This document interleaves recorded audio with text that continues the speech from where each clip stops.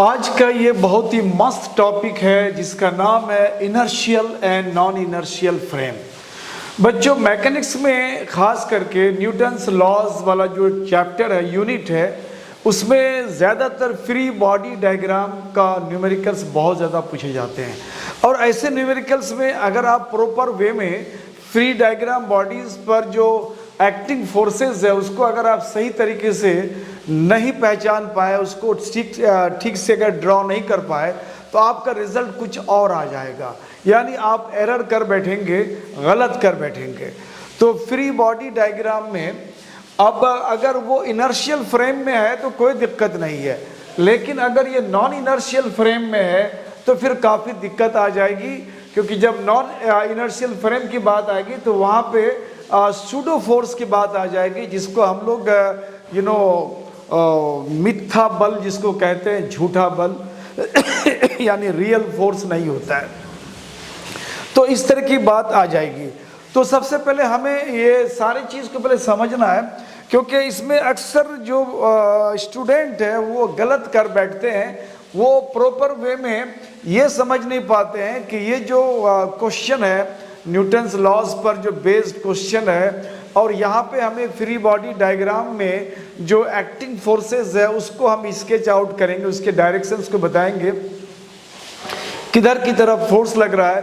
तो ये सारी चीज़ें अगर प्रॉपर वे में अगर आपको नहीं पता होता है तो आप ज़बरदस्त गलत कर बैठेंगे, रिजल्ट आपको नहीं आ पाएगा।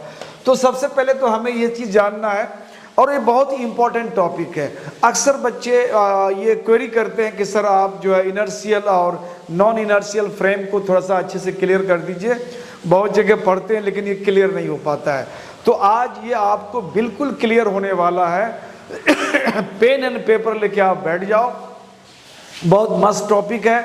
अब शुरू से लेके लास्ट तक इस पूरे वीडियो को देखोगे तो पूरा कॉन्सेप्ट आपको क्लियर हो जाएगा। कहीं भी आपको कोई डाउट नहीं आने वाला है, कहीं कुछ आपको शक नहीं होने वाला है। और इस तरह के इस पर बेस जहाँ भी आपको सब मिलेगा आप बहुत क्विकली चुटकी बजाते उसको आप सॉल्व कर सकते हो। शर्त है कि आपको ये थ्रो आउट लास्ट तक, एंड तक जितनी बातें मैं बताऊंगा, जो भी कॉन्सेप्ट मैं दूंगा, बेहतर है कि आप पेन पेपर लेके बैठ जाओ। आप सारी चीज़ को आप लिखो, आसानी से आप लिख सकते हो। आपको बहुत ज़्यादा लंबे लेंथ का ये वीडियो नहीं है, बहुत छोटे लेंथ का है, लेकिन उतना ही में मैं सारा चीज़ आपको क्लियर कर दूंगा। और दूसरी बात यह है बच्चों कि अब जब मैं इसको क्लियर कर रहा हूँ तो आप बिल्कुल अपने को एकदम कांस्टेंट माइंड हो करके अपने को बिल्कुल फोकस करें। जो मैं बता रहा हूँ उन चीज़ों को सुने और कोशिश करें कि उसको अगर राइट डाउन कर लेते तो ज़्यादा बेहतर होगा। तो सबसे पहले आते हैं हम लोग इनर्शियल और नॉन इनर्शियल फ्रेम के बारे में बताने के लिए कि आखिर ये है क्या। ये जो दो फ्रेम की बात कर रहे हैं, ये दो फ्रेम है क्या, पहले उसको हम लोग देखते हैं। तो अब इसमें सबसे पहले आता है हमारा इनर्शियल फ्रेम ऑफ रेफरेंस। देखो, जब भी हम मैकेनिक्स में रेस्ट एंड मोशन की बात करते हैं तो ये मैकेनिक्स का ये सबसे पहला कॉन्सेप्ट है कि आपको पहले फ्रेम ऑफ रेफरेंस कंसीडर करना पड़ेगा। विदाउट फ्रेम ऑफ रेफरेंस आप जो है किसी का भी रेस्ट, किसी का भी मोशन को नहीं बता सकते हैं। अगर आपने फ्रेम ऑफ रेफरेंस नहीं कंसीडर किया है तो हो सकता है कि जिसको आप रेस्ट में कहते हैं किसी और के लिए वो मोशन में भी हो सकता है, या जिसको आप मोशन में कहते हैं किसी और के लिए वो रेस्ट में हो सकता है। तो ये डिपेंड करता है कि आपने फ्रेम ऑफ रेफरेंस क्या कंसीडर किया है। तो ये बहुत इंपॉर्टेंट चीज़ है। आज का जो हमारा टॉपिक है वो है inertial frame of reference. Inertial frame of reference कहता है the frame is at rest और इन यूनिफॉर्म मोशन।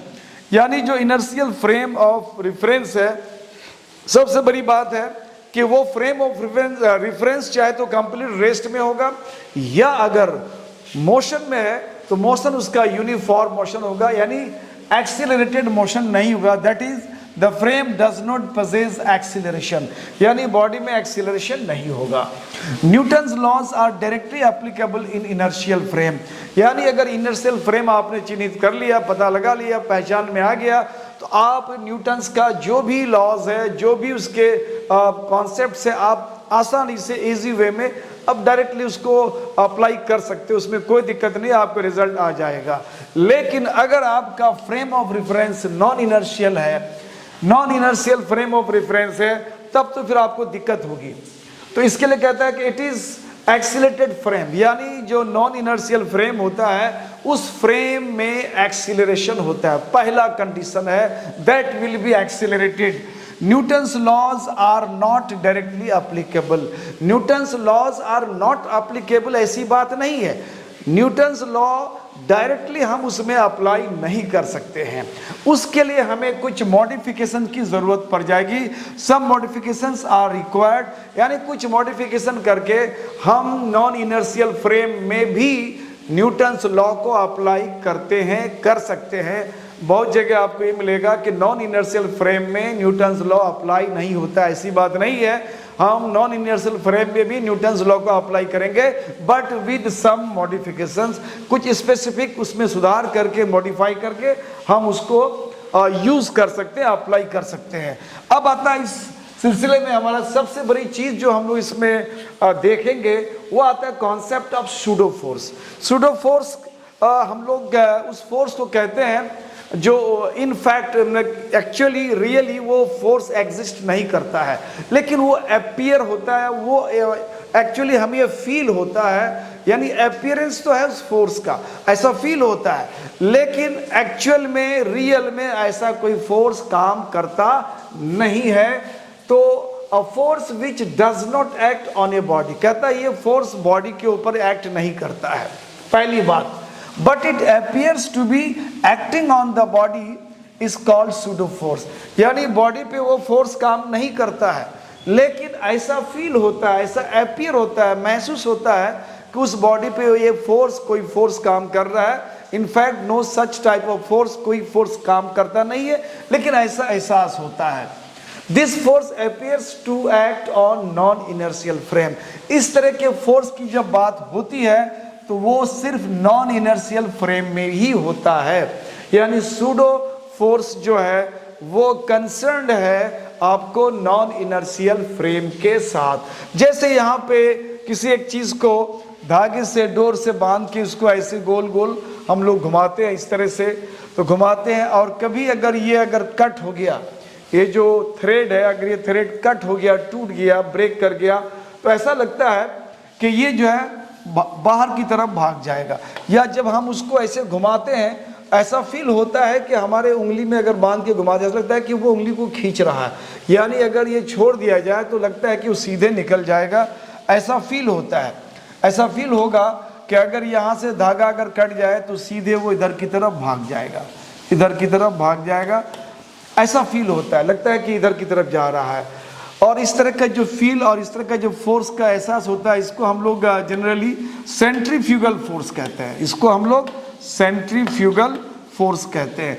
तो ऐसा फील होता है कि उसमें सेंट्रीफ्यूगल फोर्स काम करता है, बट ऐसा फोर्स एग्जिस्ट नहीं करता है। मैं उसको प्रूफ करके दिखाऊंगा कि ये ऐसा फोर्स एग्जिस्ट क्यों नहीं करता है। फील होता है लेकिन एग्जिस्ट नहीं करता है। जैसे यहाँ पे कोई टर्न है, टर्न पे हमारा कार यहाँ पे रास्ते के हिसाब से वो टर्न लेगा, इस मोड़ पे टर्न लेगा, तो ऐसा फील होता है। या जब इस कर्व्ड पाथ में या सर्कुलर पाथ में अगर हमारा व्हीकल अगर चलता है तो ऐसा फील होता है कि अगर इस साइड का अगर डोर ओपन हो तो आदमी जो है, पैसेंजर जो भी है, वो बाहर की तरफ फेंका जाएगा। ऐसा लगता है कि बाहर की तरफ कोई फोर्स उसको खींच रहा है या फिर लग रहा है, जिसका नाम हम लोग सेंट्रीफ्यूगल फोर्स देते हैं। But no such force acts on the body, इस बॉडी पर ऐसा कोई फोर्स काम नहीं करता, ऐसा अपीयर होता है। सूडो का मानी होता है झूठा, यानी ऐसा फोर्स है नहीं लेकिन ये फील होता है, ऐसा हम लोग को लगता है। तो अब इसको अगर हम लोग को ऐसा फील करते हैं तो इसको थोड़ा सा मैं यहाँ क्लियर करता हूँ कि आपको ऐसा फील होता है लेकिन वास्तव में हकीकत में ऐसा फोर्स सही में एग्जिस्ट नहीं करता है। कैसे नहीं करता है इसको देख लेते हैं हम लोग। मान लो कि ये कोई एक टेबल है और इस टेबल के ऊपर में या कोई प्लेटफॉर्म है, इसके ऊपर में या कोई एनीथिंग, कोई प्लेट है, इसके ऊपर में मान लिया यहाँ पे कोई एक बच्चा है जो ऑलरेडी इसके ऊपर अच्छे से खड़ा है, यानी उसके शूज़ और इस प्लेट के बीच में, प्लेटफॉर्म के बीच में जो फ्रिक्शन है वो स्टैटिक फ्रिक्शन एग्जिस्ट करता है। यहाँ पे ये एग्जिस्ट करता है। और इसी के जस्ट ऊपर में हमने यहाँ पे कोई एक ब्लॉक रख दिया, कोई एक ब्लॉक इसके ऊपर में रख दिया, और ये मान लिया कि ये ब्लॉक है, ये इसके ऊपर रखा हुआ है, और यहाँ पे ये जो प्लेटफॉर्म है और ये जो भी ब्लॉक है, इन दोनों के बीच में फ्रिक्शन नहीं है। यानी यूं कह सकते हैं कि इन दोनों के बीच जो स्टैटिक फ्रिक्शन वो ज़ीरो है। यानी ये कह सकते हो कि ये दोनों का जो कॉन्टैक्ट सरफेस है ये स्मूथ है, यानी दोनों के बीच में कोई फ्रिक्शन काम नहीं करता है। और यहाँ पे जो कोई बच्चा है यहाँ पे वो खड़ा है और इसके शूज़ या उनके जो भी कॉन्टैक्ट सरफेस है इस प्लेटफॉर्म के साथ, वहाँ पे फ्रिक्शन है। तो अब हम लोग करते क्या, इस प्लेटफॉर्म को यहाँ पे एक फोर्स देते हैं हम, और मान लिया कि हमने जो फोर्स दिया, इस फोर्स के वजह से इस प्लेटफॉर्म में एक एक्सीलरेशन बना, और एक एक्सीलरेशन आ गया, मान लो ये 5 मीटर पर सेकेंड स्क्वायर का एक्सीलरेशन उत्पन्न हो गया, पैदा हो गया, जब हमने इस पर क्या लगाया, फोर्स लगाया। अब ये फोर्स लगाया, इस फोर्स लगने से इतना एक्सीलरेशन यहाँ पे उत्पन्न हो गया। अब यहाँ पे कह रहा है कि जो ही आप इसमें फोर्स लगाओगे तो ये जो बच्चा है, इस बच्चे का जो ये प्लेटफॉर्म है, इन दोनों के बीच में ये कुछ फ्रिक्शन है। यानी अगर ये ब्लॉक या ये प्लेटफॉर्म अगर इधर की तरफ डिस्प्लेस करता है तो इसके साथ ये बच्चा भी डिस्प्लेस हो जाएगा। लेकिन ये जो ब्लॉक है, इन दोनों के कॉन्टैक्ट सरफेस में कोई फ्रिक्शन नहीं है। जब कोई फ्रिक्शन नहीं है तो ऑब्वियसली ये जो है ये इसके साथ आगे नहीं बढ़ेगा, वो बिल्कुल वहीं रह जाएगा। ये अगर थोड़ा सा भी खिसक जाता है, ये अगर थोड़ा सा खिसक जाता है, मान लो कि ये ब्लॉक जो हमारा इधर की तरफ खिसक गया, ये इधर की तरफ खिसक गया, अब ये यहाँ से मान लिया जाए कि वो इतना दूर थोड़ा खिसक गया, इतना। अब जो ये ब्लॉक है हमारा, ये ब्लॉक नहीं खिसका, ये ब्लॉक अपनी जगह पे रहेगा, क्योंकि इसमें कोई फ्रिक्शन काम नहीं कर रहा है। तो ये अपनी जगह पे बिल्कुल रहेगा, स्टैटिक रहेगा, क्योंकि इस पर कोई फोर्स काम नहीं कर रहा है, क्योंकि दोनों का कॉन्टैक्ट सरफेस के बीच जो फ्रिक्शन क्या है, ज़ीरो है। तो अब ये अगर देखा जाए तो अभी बच्चा जो है इस प्लेटफॉर्म के साथ इधर की तरफ वो खिसक गया। पहले दोनों के बीच में ये डिस्टेंस था, अब दोनों के बीच में अगर कहा जाए डिस्टेंस बढ़ गया। लेकिन अगर कोई आदमी, कोई ऑब्जर्वर अगर नॉन इनर्शियल फ्रेम पे है, नॉन इनर्शियल फ्रेम का मतलब है वो यहाँ से देख रहा है, और ये स्टैटिक फ्रिक्शन इसमें फ्रेम में है, यानी नॉन इनर्शियल फ्रेम में है, तो यहाँ से वो देख रहा है कि जब इस पे हमने फोर्स लगाया, ये प्लेटफॉर्म आगे खिसक गया, बच्चा भी उसके साथ आगे खिसक गया, लेकिन ये ब्लॉक अपनी जगह पे है, इस पर कोई फोर्स काम नहीं किया, ना ही ये यहाँ से डिस्प्लेस हुआ, ये देख पा रहा है कि अभी भी अपनी जगह में है। लेकिन ये बच्चा जो इस ब्लॉक इस प्लेटफॉर्म में है, उनको ऐसा लगता है कि अभी इन दोनों के बीच में इतनी डिस्टेंस थी, अब डिस्टेंस बढ़ गया। इनको फील होता है कि ये जो ब्लॉक है वो पीछे की तरफ खिसक गया, इधर की तरफ खिसक गया। अब इधर की तरफ खिसक गया तो कितना फोर्स लगा उस पर, मान लिया जाए कि इसका कोई मास अगर है, कुछ भी 1 kg 2 kg कुछ भी है, अगर इसमें मान लिया जाए, या मान लिया कि हमने इसका मास ले लिया, यहाँ पे m ले लिया, स्मॉल m, तो अब इस बच्चे को फील होता है कि ये ब्लॉक हमसे डिस्प्लेस कर गया इधर की तरफ।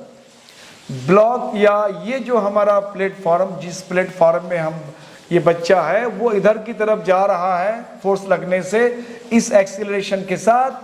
लेकिन इस बच्चे को ये फील होता है कि ये इधर नहीं बल्कि ये ब्लॉक इससे पीछे की तरफ खिसक गया, और इसके खिसकने का एक्सीलरेशन हो गया 5 मीटर पर सेकेंड स्क्वायर।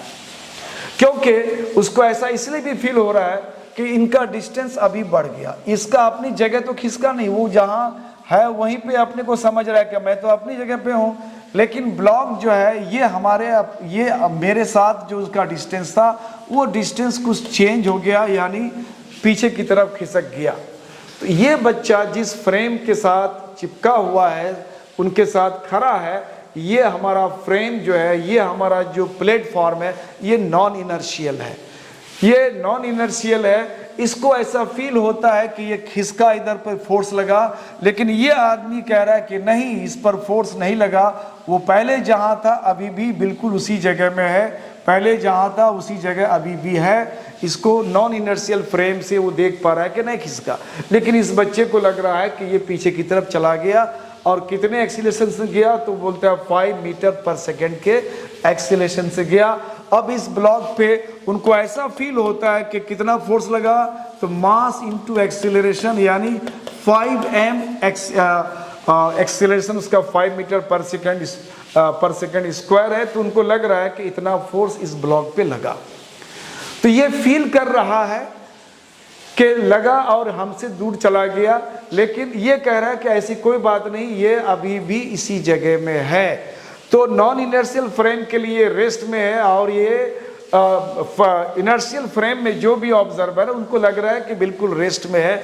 लेकिन ये जो बच्चा नॉन इनर्शियल फ्रेम में है, उसको लगता है कि इधर की तरफ चला गया। ये जो फोर्स उसको फील होता है, इनको फील होता है, हालांकि ऐसा कोई फोर्स लगा ही नहीं, क्योंकि अगर फोर्स लगता तो डिस्प्लेस होता। ये देख रहा है जहां था वहीं है। इसी फोर्स को हम लोग सूडो फोर्स कहते हैं। यही फोर्स का नाम है सूडो फोर्स, यानी ये फोर्स रियल नहीं है। तो इसमें एक चीज ध्यान देना है कि जो एक्सटर्नल फोर्स बाहर से लगा, उस फोर्स का डायरेक्शन और इस बॉडी पे लगने वाला जो सूडो फोर्स का डायरेक्शन है, ये दूसरे के अपोजिट है। या यूं कहो कि जो हमारा नॉन इनर्शियल फ्रेम है, ये नॉन इनर्शियल फ्रेम का जो एक्सीलरेशन का डायरेक्शन होता है, सूडो फोर्स का डायरेक्शन जस्ट उसका अपोजिट होता है। तो एक तो ये हुआ कि हमें ऐसा फील होता है, बट ऐसा लगता नहीं है। एक और मैं एग्जांपल आपको देने की कोशिश करता हूं। मान लो कि ये कोई कर्व रोड है और इसमें कोई व्हीकल है, जो व्हीकल कुछ इस तरह से एक व्हीकल है, इस रोड में अभी मूव कर रहा है। कुछ देर के बाद ये यहाँ आ जाता है, और कुछ देर के बाद मान लेते हैं ये यहाँ आ जाता है। अब मान लेते हैं यहाँ पे कोई पीछे वाला सीट है, इस पीछे वाले सीट में 2 आदमी बैठा हुआ है। मान लो यहाँ पे एक आदमी है, हमने एग्जाम्पल के तौर पे मान लिया कि कोई एक यहाँ चीज़ है। जब ये गाड़ी टर्न ले रहा है, धीरे धीरे इस बैंकिंग कर्व रोड में चल रहा है, तो ऐसा फील होता है। और जो चीज़ यहाँ रखा हुआ है, मान लिया जाए कि यहाँ पे फ्रिक्शन नहीं है, यानी इसमें फ्रिक्शन का वैल्यू जो है वो बिल्कुल ज़ीरो है, यानी म्यू एस का वैल्यू यहाँ पे ज़ीरो है। यानी आराम से ये जो चीज़, कोई भी बॉडी है, इस सीट में वो आगे पीछे खिसक सकता है, इस पर कोई फोर्स काम नहीं कर रहा है। अब अगर यहाँ पे कुछ देर के बाद वो बॉडी अगर खिसकता है, गाड़ी अगर टर्न लेता है, तो मान लो यहाँ पे आ गया हो। अब वो बॉडी यहाँ पे खिसक गया, इस जगह में आ गया, और जब और आगे टर्न ले लिया तो मान लिया जाए वो यहाँ पे आ जाता है। तो अब इसमें गाड़ी में अगर हम गाड़ी को टर्न लेते हुए चलते हैं, तो ऐसा फील होता है कि ये बॉडी पहले यहाँ था, जैसे जैसे हम टर्न ले रहे हैं इस मोड़ पे, ये बॉडी इधर की तरफ खिसकना शुरू कर रहा है, ये इधर की तरफ जा रहा है, ये इधर की तरफ जा रहा है, फाइनली इस एंड पे आ गया। तो इस गाड़ी में जो बैठे हुए हैं, उनको ऐसा फील हो रहा है कि इस टर्निंग में ये बॉडी यहाँ से खिसक के इधर की तरफ जा रहा है। कोई, चूंकि यहाँ पे हम कह रहे हैं कि जिस जगह ये रखा हुआ है, उनके और इस बॉडी के कॉन्टैक्ट सरफेस के बीच में कोई फ्रिक्शन नहीं है। तो अब इस गाड़ी में जो बैठे हैं उसको हम लोग नॉन इनर्शियल फ्रेम कहते हैं। तो नॉन इनर्शियल फ्रेम में जो भी बैठा है उसको लग रहा है कि इधर की तरफ एक फोर्स काम कर रहा है बाहर की तरफ, जो कि इसको खींचते हुए यहाँ से लेके यहाँ पहुँचा देता है। लेकिन एट द सेम टाइम कोई आदमी जो इनर्शियल फ्रेम में है, यानी बाहर से उसको देख रहा है, तो उनको ऐसा फील हो रहा होगा कि ये बिल्कुल पहले ही जगह में है, यानी जहाँ पे था उससे उसको एक लाइन ड्रॉ कर रहा है, तो उसको ये फील हो रहा है कि ये ऑब्जेक्ट अपने ही पोजीशन में है, अपनी पोजीशन से उसका डेविएशन नहीं हुआ है। लेकिन जो कार में बैठा है, व्हीकल में बैठा है, उनको लग रहा है कि ये इधर की तरफ जा रहा है, इधर की तरफ खिसक रहा है। लेकिन बाहर से जो इनर्शियल फ्रेम में है उनको लग रहा है कि अभी इस जगह में था, अभी भी इसी लाइन में है और अभी भी इसी लाइन में है। यानी इनका जो स्ट्रेट लाइन का एक डायरेक्शन बता रहा है, ये बता रहा है कि ये अपने स्ट्रेट लाइन मोशन को नहीं छोड़ा है, बिल्कुल वो स्ट्रेट लाइन मोशन में चल रहा है। तो अगर कोई चीज़ अगर यूनिफॉर्मली या स्ट्रेट लाइन मोशन पे चल रहा है, इसका मतलब है कि कोई फोर्स इसमें काम नहीं कर रहा। अगर फोर्स वाकई में इधर काम करता इस डायरेक्शन में, तो ये स्ट्रेट लाइन में बिल्कुल नहीं रहता, ये इधर की तरफ खिसक गया होता, इधर की तरफ खिसक गया होता। ये स्ट्रेट लाइन में इसका बता रहा है, इनर्शियल फ्रेम से जो बाहर से देख रहे हैं उनको लग रहा है कि बिल्कुल स्ट्रेट लाइन में है। इट मीन्स कि इधर जो फोर्स की हम लोग बात कर रहे हैं कि इधर इसको खींच के ले जा रहा है, ऐसा फील हो रहा है जो नॉन इनर्शियल इस गाड़ी के फ्रेम में, नॉन इनर्शियल फ्रेम में उनको फील हो रहा है, और इनर्शियल वाले को ऐसा फील नहीं हो रहा है। तो इसका मतलब है कि नॉन इनर्शियल फ्रेम में आपको लगेगा कि कोई एक फोर्स काम कर रहा है, लेकिन जब उसी चीज़ को आप इनर्शियल फ्रेम से आप समझने की कोशिश करेंगे तो आपको लगेगा कि उसमें उस तरह का कोई फोर्स काम नहीं करता है। तो ये आपको हमने बताया कि किस तरह से आपको लगता है और फील होता है, लेकिन रियल में होता नहीं है। और रियल में हम कब देखते हैं? जब हम लोग उसको इनर्शियल फ्रेम से देखते हैं, तब पता चलता है कि वो बिल्कुल जो फील कर रहा है वो गलत है, ऐसा कोई फोर्स काम नहीं कर रहा है। अब इसमें एक नए कॉन्सेप्ट आ गया इनर्शियल फ्रेम में, सूडो फोर्स। ये सूडो फोर्स का जो कॉन्सेप्ट है ये सिर्फ नॉन इनर्शियल फ्रेम के लिए आता है, यानी इनर्शियल फ्रेम में ये बात नहीं आती है। तो कहीं पर किसी बॉडी पे सूडो फोर्स लग रहा है, उसके लिए कंडीशंस क्या है? तो पहले कंडीशन है the object should be placed on non inertial frame, यानी जिस ऑब्जेक्ट पे हम सूडो फोर्स की बात करेंगे तो पहला कंडीशन है कि वह ऑब्जेक्ट नॉन इनर्शियल फ्रेम पर रखा होना। दूसरा कंडीशन है कि direction of the pseudo force is opposite to the direction of acceleration of non inertial frame, यानी नॉन इनर्शियल फ्रेम का जो डायरेक्शन होता है उस डायरेक्शन के अपोजिट में सूडो फोर्स का डायरेक्शन होता है। उसके बाद आता है कि मैग्नीट्यूड ऑफ सूडो फोर्स। तो मैग्नीट्यूड ऑफ सूडो फोर्स क्या होगा? तो कह रहा है कि जिस बॉडी पे ये सूडो फोर्स फील कर रहा है उस बॉडी का मास लेना है, और एक्सीलरेशन किसका लेना है? नॉन इनर्शियल फ्रेम का एक्सीलरेशन लेना है, यानी जिस फ्रेम पे वो बॉडी रखा हुआ है उस नॉन इनर्शियल फ्रेम का एक्सीलरेशन होगा, और मास उस बॉडी का होगा जो इस नॉन इनर्शियल फ्रेम में रखा हुआ है। उन दोनों का प्रोडक्ट जो होगा वो उस बॉडी पे लगने वाले या फील करने वाले सूडो फोर्स का मैग्नीट्यूड होगा। तो ये हो गया आपको कंडीशन सूडो फोर्स का। अब इसको बेहतर समझने के लिए आप एक एग्जाम्पल लेते हैं, यानी आपको इस तरह का कॉन्सेप्ट अगर आपको क्लियर नहीं है कि आपका सूडो फोर्स कहाँ लगता है, कितना लगता है, किधर लगता है, क्या आप जो फ्री बॉडी डायग्राम पे कोई मैकेनिक्स का कोई भी न्यूमेरिकल आप सॉल्व करते, स्पेशली न्यूटन्स लॉ में इस तरह की बातें आपको अक्सर पूछा जाएगा। अगर इस तरह की बात आती है तो वहाँ अगर आपने ज़रा भी कंफ्यूज कर लिया तो सारा मेहनत बेकार हो जाएगा। तो आपको ये सारा चीज़ मैंने जो बताया, inertial frame, non inertial frame, pseudo force, inertial frame में आपको नहीं फील होता है, लेकिन वही अगर हम नॉन इनर्शियल फ्रेम की बात करेंगे तो वहाँ ऐसा हमें फील होता है, अपीयर होता है। तो ये सारी बातें आपको समझने के बाद इस न्यूमेरिक्स में आपको और ज़्यादा क्लियर हो जाएगा, तो आपको इसको बेहतर तरीके से समझ में आ जाएगा। तो आप इसको बेहतर तरीके से समझें, हो सके तो आप इसको पॉज करके आप लिख भी सकते हो। तो कह रहा है कि अ box of mass m, small m, एक बॉक्स है जिसका मास स्मॉल m है और ये प्लेस्ड है ऑन वेज, ये वेज है ट्रायंगुलर शेप का, इस वेज के ऊपर ये रखा हुआ है और इस वेज का जो मास है वो कैपिटल M है। Mass of this very wedge is capital M, और ये इनका सरफेस जिस पे ये छोटा सा मास रखा हुआ है, इसका सरफेस यानी दोनों के कॉन्टैक्ट सरफेस, अगर यूं कहें कि दोनों के कॉन्टैक्ट सरफेस में यहाँ कोई फ्रिक्शन नहीं है, या यूं कहें कि यहाँ पे म्यू एस यानी कोफिशिएंट ऑफ स्टैटिक फ्रिक्शन यहाँ पे हम 0 मान लेते हैं।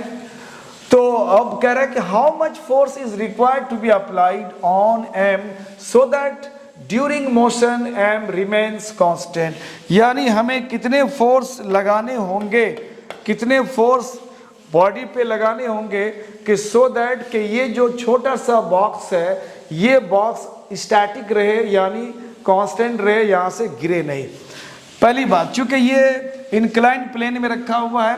दूसरी बात ये है कि ये जिस प्लेन पे रखा है वो स्मूथ है, यानी दोनों का कॉन्टैक्ट सरफेस में कोई फ्रिक्शन नहीं है। आप जैसे ही इसको छोड़ोगे ये नीचे की तरफ स्लाइड कर जाएगा।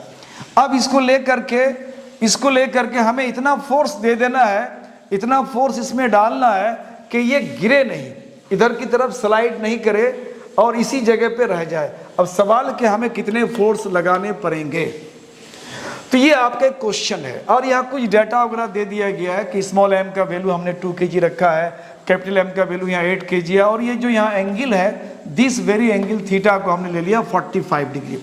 तो ये डाटा आपको दिया हुआ है। अब यहाँ बताना पड़ेगा कि टोटल फोर्स आपको कितना लगाना पड़ेगा सो दैट कि यहाँ पे स्लाइड नहीं करे, अपनी जगह पे स्टैटिक रहे, मोशन के साथ ये गिरे नहीं, ड्यूरिंग मोशन ये अपनी जगह पे रिमेन कांस्टेंट, अपनी कांस्टेंट हालत में नियत रहना चाहिए, स्लाइड नहीं करना चाहिए। लेकिन अगर आप फोर्स नहीं लगे, अगर स्टैटिक में जो आ जाएगा, रुक जाएगा, तो ये स्लाइड कर जाएगा, क्योंकि स्मूथ है और इसके बीच में कोई फ्रिक्शन नहीं है।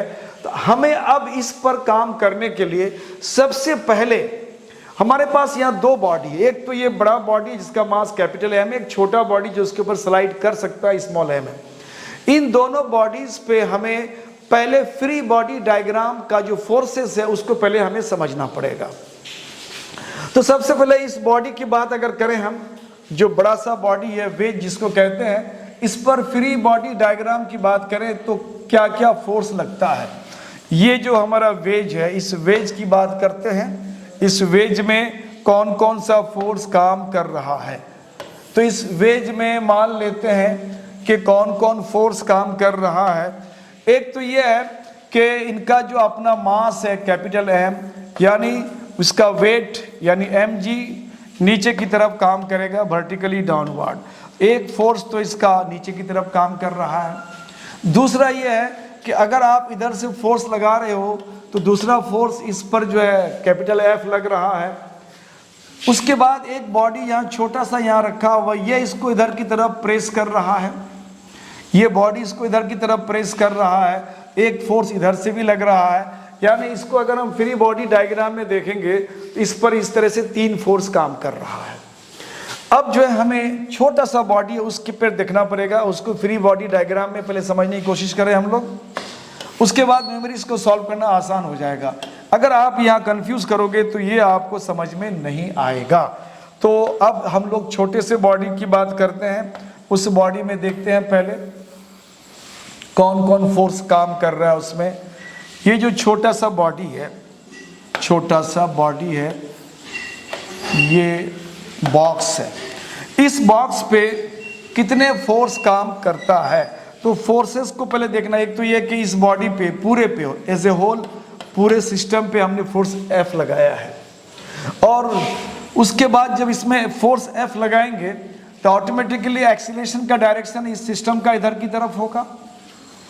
एक्सीलरेशन का डायरेक्शन फोर्स के डायरेक्शन में होगा, ये उसका एक्सीलरेशन है।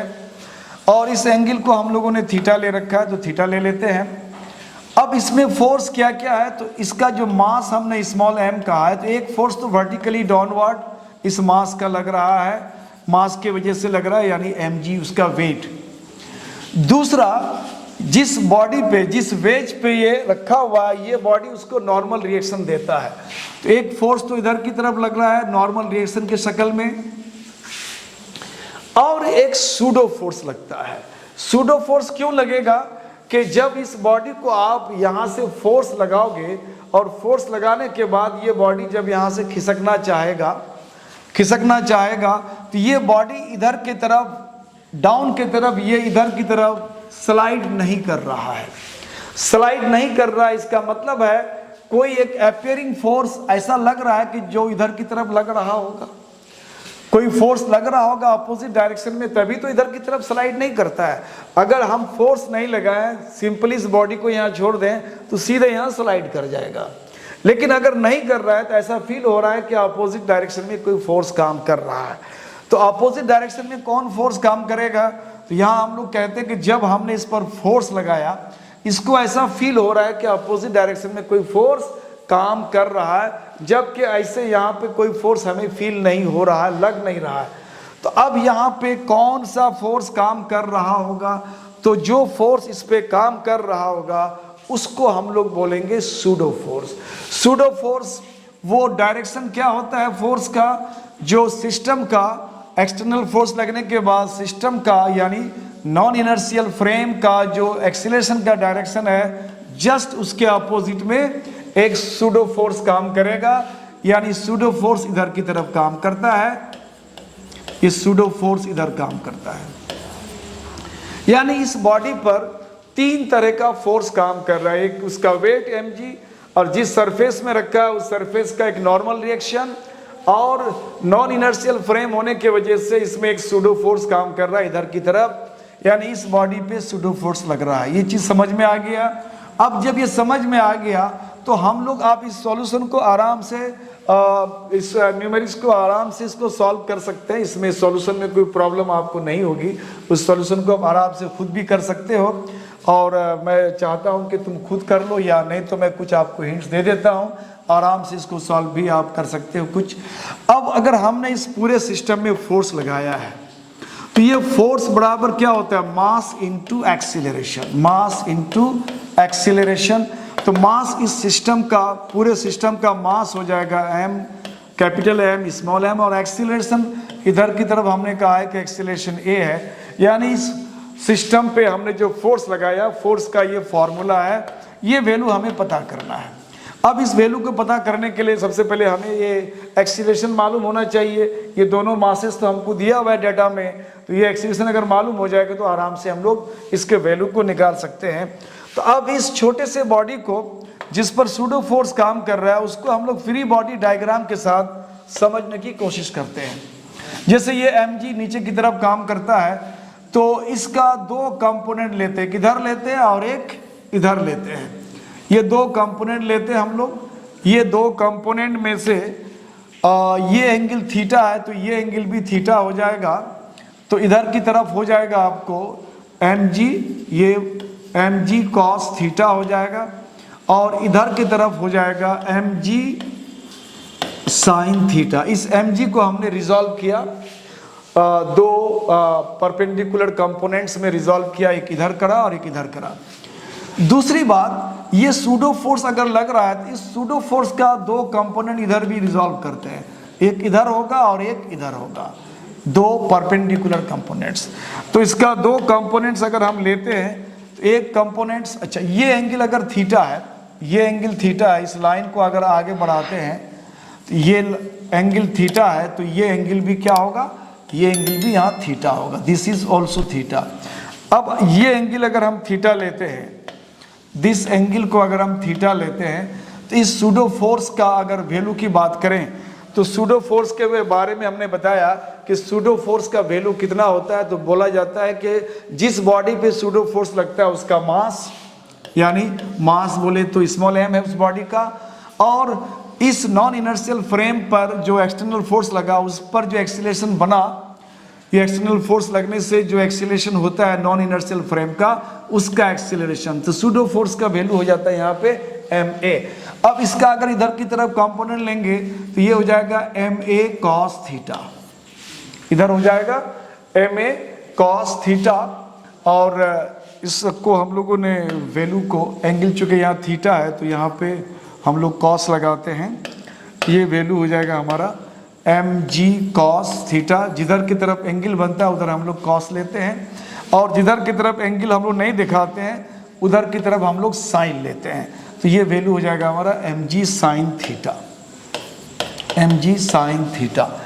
तो इसको हम लोगों ने रिजॉल्व कर लिया।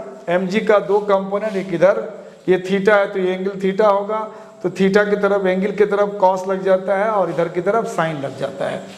तो अगर हम यूं कहें कि ये बॉडी जब हमने फोर्स A लगाया और एक्सीलरेशन A बना इसमें पूरे सिस्टम में, तो ये बॉडी नीचे नहीं स्लाइड कर रहा है। इट मीन्स कि स्लाइड कराने वाले जो फोर्स है वो है mg sin थीटा, और इसको अपोजिट डायरेक्शन में जो रोकने वाला फोर्स का कंपोनेंट है यानी सूडो फोर्स का कंपोनेंट है ma cos थीटा, वो इसको बैलेंस करने का काम करता है। ये दोनों फोर्स अगर बैलेंस हो गया, यानी अगर हम यूं कहें कि ma cos थीटा और ये mg sin थीटा अगर एक दूसरे को बैलेंस कर लेगा तो ये बॉडी इधर की तरफ स्लाइड नहीं करेगा, ना इधर स्लाइड करेगा, ना ऊपर की तरफ भागेगा, यानी अपनी जगह पे वो बिल्कुल कांस्टेंट रहेगा। तो इसको हम लोग सॉल्व कर लेते हैं। यहाँ से m कैंसिल हो जाएगा तो a यहाँ से निकाल सकते हैं हम लोग g sin थीटा और cos थीटा इधर डिवाइड हो जाएगा तो ये tan थीटा हो जाएगा। यहाँ से हमको एक्सीलरेशन a मिल गया। अब हमें अगर फोर्स निकालना है तो फोर्स का वैल्यू यहाँ क्या हो जाएगा, यहाँ पे m का वैल्यू हमें पता है, m का वैल्यू यहाँ कैपिटल m का 8 है और स्मॉल m 2 है, और a यहाँ पे आ गया हमारा g sin theta, g tan theta, sorry g tan theta. अब यहाँ थीटा का वैल्यू हमें पता अगर है, g का वैल्यू नॉर्मली हम लोग 9.8 लेते हैं, बट कन्वीनियंस के लिए हम लोग न्यूमेरिक्स जब भी सॉल्व करते हैं तो वहाँ पे उसको अप्रोक्सीमेट वैल्यू 10 ले सकते हैं हम लोग, ऐसा कस्टम है, ऐसा रिवाज है कि हम 10 इसको ले सकते हैं। तो दिस में भी 10, और यहाँ पे अगर हम एंगल की बात करें 45, तो यहाँ 45 ने बैठा दिया, तो अब यहाँ हो जाएगा ये 100 एंड 10 45 1 होता है यानी 100 न्यूटन, यानी उस बॉडी पे हमें 100 न्यूटन का फोर्स लगाना पड़ेगा, जिससे ये जो मास है, ये जो बॉक्स है, ये स्लाइड नहीं करे, अपनी जगह पे रहे, तो हमें इतना फोर्स लगाना पड़ेगा। इसमें कभी कभी अगर आपको ये क्वेश्चन पूछ दे कि इस सिस्टम में, ये सिस्टम ऑफ बॉडीज में सूडो फोर्स कितना है, अगर आपको सूडो फोर्स मांग ले कि सूडो फोर्स क्या है, तो सूडो फोर्स को निकालने के लिए हम लोग क्या करेंगे, ऑलरेडी हम लोग देख चुके हैं, ये मास इंटू एक्सीलरेशन यानी स्मॉल m a है, और यहाँ पे स्मॉल m का वैल्यू यहाँ पे 2 है, और a का वैल्यू हमें निकालना पड़ेगा। तो a का वैल्यू कहाँ से निकाल सकते हैं हम लोग, यहाँ से a का वैल्यू निकाल लेंगे, a का वैल्यू यहाँ से a निकालेंगे तो ये हो जाएगा f upon capital M plus small m। f हमारा 100 न्यूटन का फोर्स लगा है, और ये दोनों का सम 8 + 2 10 हो जाता है, 100 अपॉन 10 यानी 10 मीटर पर सेकेंड स्क्वायर, यानी एक्सेलरेशन कितना है बॉडी में 10 मीटर पर सेकेंड स्क्वायर।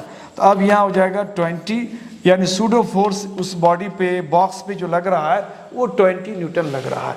तो सॉल्यूशन में आपको कोई दिक्कत नहीं आएगा, नहीं आने वाला है। हाँ, यहाँ पे आपको कॉन्सेप्ट समझना पड़ेगा कि सूडो फोर्स किस में लग रहा है, नॉन इनर्शियल फ्रेम क्या है, और उसके लिए फ्री बॉडी डायग्राम में कौन कौन सा फोर्स काम कर रहा है, ये आपको लोकेट करना आ गया तो न्यूमेरिक्स को आसानी से आप सॉल्व कर सकते हो। तो आप इसी तरह से हमारे साथ बने रहें। आप इस तरह की चीज़ जो भी कंसेप्चुअल है, आप जैसे आप क्वेरी करते हो मेरे को कि सर इस चीज़ को आप क्लियर करो, ऐसे भी कोई चीज़ टॉपिक आता है तो आप हमें ये इसमें जा कर के कमेंट सेक्शन में जा कर के आप हमें पूछ सकते हो। और थोड़ा सा आप लोगों से ये रिक्वेस्ट है कि हमारा जो चैनल है आप इसको व्यू करते हो, देखते हो, फ़ायदा लेते हो, अच्छी बात है। आप हमें एक एनर्जी दें, मैं आपके लिए और बेहतर से बेहतर चीज़ कर पाऊँ, तो उसके लिए आप इसको सब्सक्राइब कर लें, चैनल को शेयर करें। आपको इसके लिए आपको ना आपके अकाउंट से पैसा कटने वाला है ना कुछ होने वाला है, लेकिन एक फ़ायदा आपको ज़रूर हो जाएगा अगर आप ऐसे करते हो, अगर आप सब्सक्राइब करते हो तो उससे हमें एनर्जी मिलेगा, और उस एनर्जी से मैं आपके लिए बेहतर से बेहतर टॉपिक लेके आऊँगा, बेहतर तरीके से मैं आपको सप्लीमेंट, बेहतर आपको जो भी साइनॉप्सिस होगा, जो भी चीज़ें होगी, कॉन्सेप्ट होगा, मैं आपको बेहतर तरीके से क्लियर कर पाऊँगा। आप इसको ज़रूर सब्सक्राइब करें। Thank you for watching my channel.